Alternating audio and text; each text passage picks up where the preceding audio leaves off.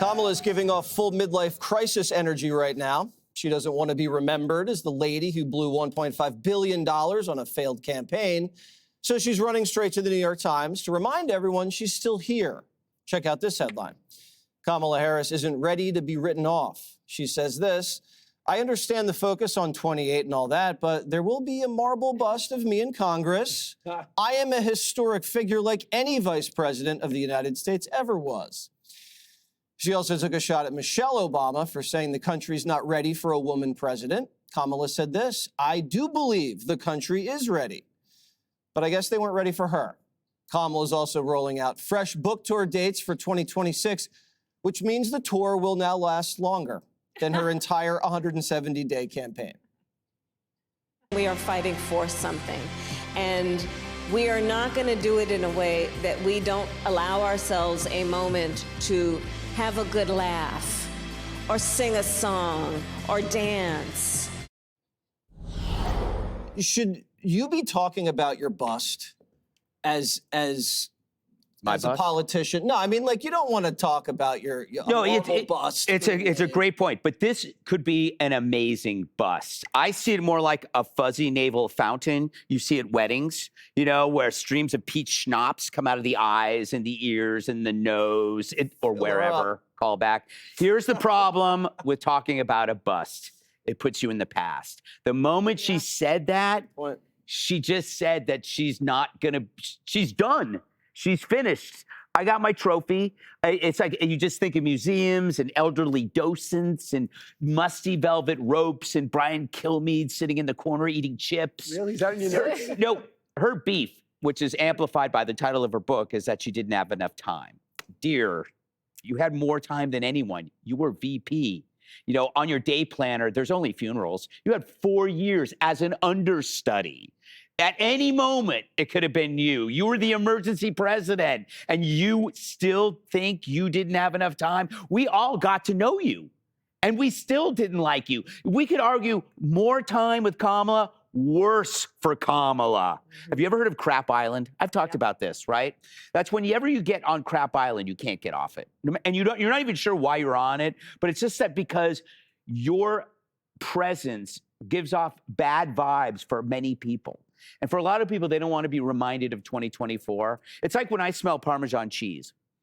It reminds me of when I threw up in 3rd grade and they covered it with sawdust. Yes. It doesn't matter. It's like Parmesan cheese. When it's grated Parmesan cheese, it's just like, I don't want it. It's nothing against the Parmesan. You get no Parmesan on your pasta. No, I a big Parmesan. Don't come after me.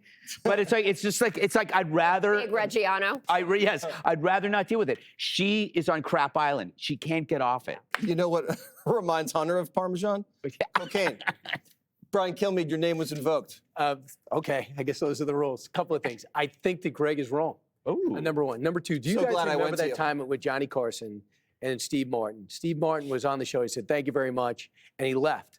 And then after a few minutes, Carson starts with his next guest, and he just comes, Steve Martin comes back out and goes, I have nowhere to go. And I sit down again. And it's a classic moment with Johnny Carson. And that's really how I feel about 61-year-old Kamala Harris. Prime of her life, political life. She should be hitting her stride. And now she goes, Greg, you might be right. She might not have a future, but she has nowhere else to go. She's going to come out from the curtain. Sounds like somebody we know. And nowhere else to go. So I think she also has a super PAC that raised $7 million. She sold her mailing list for $7 million to the Democratic super PAC, or the Democratic committee, I should say. So I think you can do that? Yeah, $7 million for her mailing list. So I actually think that the thing that I think is crazy is that spot that we just saw on the bump in, she still says nothing. She still says nothing. Just tell me why you want to be president. Tell me what you would do when you get there. She says, I'm going to run for president because I'm going to stand up. It may sound corny, but I'm going to stand up for people. That's not a mission statement. Danny, I know you're the English expert, but that is not something you would sign off on, I don't think. 61-year-old woman, are they in their prime? Call back, Don Lemon. Yes. Your name was invoked. I say yes. My name was invoked. Okay, so she is correct. As a VP, it was a bust. And she's going to have to just continue to deal with this. I feel sorry for the Democrats. When they see that she's booking 2026 tour dates, which means that we get to talk about this all the time. When all these other ones, like Andy Bashir of Kentucky, hasn't done an interview in months. All of a sudden, he's doing interviews. Why? Because he's testing the waters for 2028. And now he's going to have to deal with her and respond to her all the time. I wouldn't want to have to do that. My favorite line in the article is from this is the reporter, Shane Goldmacher. He said, Kamala Harris wants to be heard, but it's not clear what she wants to say. Exactly the point. That's actually the whole definition of her candidacy.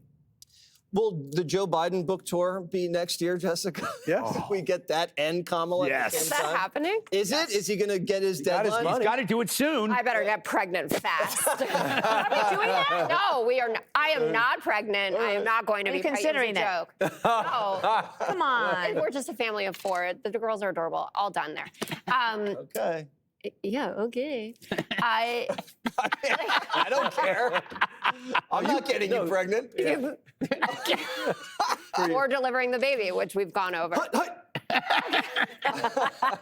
So, yeah, it's a lot to keep talking about. And I think that the most important stuff that was in 107 Days in her memoir, talking about the key moments where you could have done something differently or where you would have done something differently. Like that moment on The View where they say, you know, what would you do differently than Joe Biden? And she punted and then got a text in the break that was like, are you effing kidding me? Like, you have to say something. So then she said, actually, today of all days, we're rolling out this new policy that you got in-home care for your parents off Medicaid. And I'm thinking about the sandwich generation, which I think is why she was there, right, to talk about.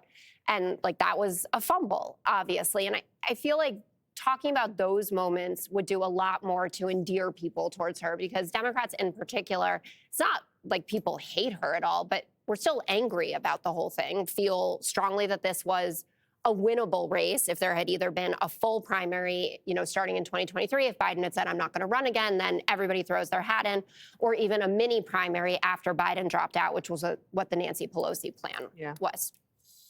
Okay. Well said, Jessica. Really well said. Hey, Sean Hannity here. Hey, click here to subscribe to Fox News YouTube page and catch our hottest interviews and most compelling analysis. You will not get it anywhere else.